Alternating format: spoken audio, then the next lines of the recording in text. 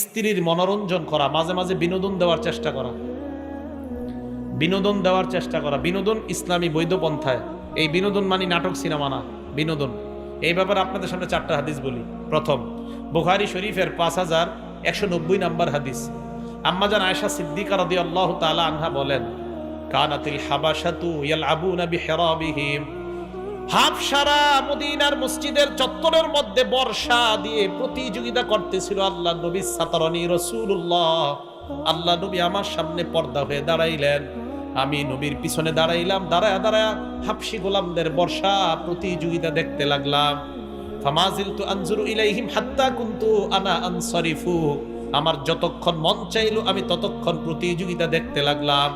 আম্মা জান আয়েশা বলেন, ফাকদুরু কদরাল জারিয়াতিল হাদিসাতিস সিন্নি তাসমাউল লাহওয়া।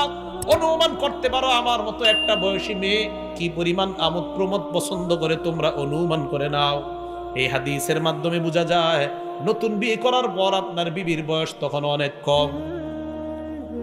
তো এই কম বয়সী 18-19 বছর, তখন তাকে বিনোদন দেওয়া ইসলামের মধ্যে থেকে, কোনো অবৈধ বিনোদন না।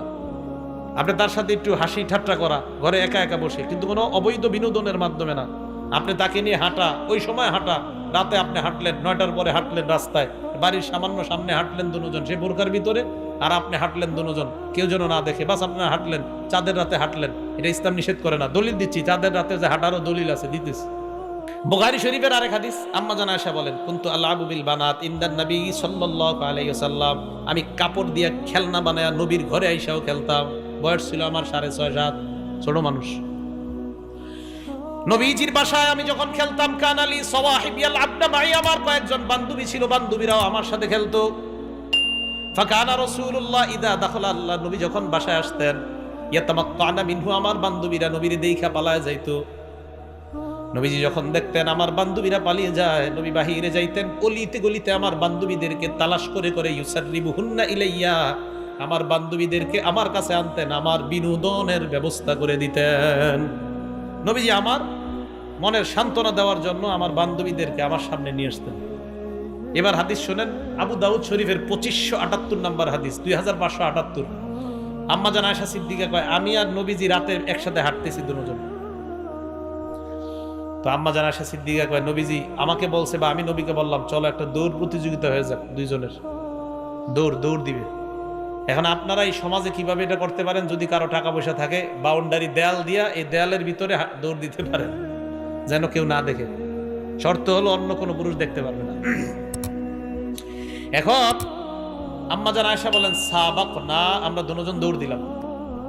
দৌড় দেওয়ার পর ফাসাবাকতুহু, আমি দৌড়ে জিতে গেলাম, আমি দৌড়ে আল্লাহ নবীকে হারায়া দিলাম। সুবহানাল্লাহ। মুহাদ্দিসিনে কেরাম লিখছেন যে আসলে নবীজি ইচ্ছা কইরা ওনার বিবিরে জিতে দিস। কেন?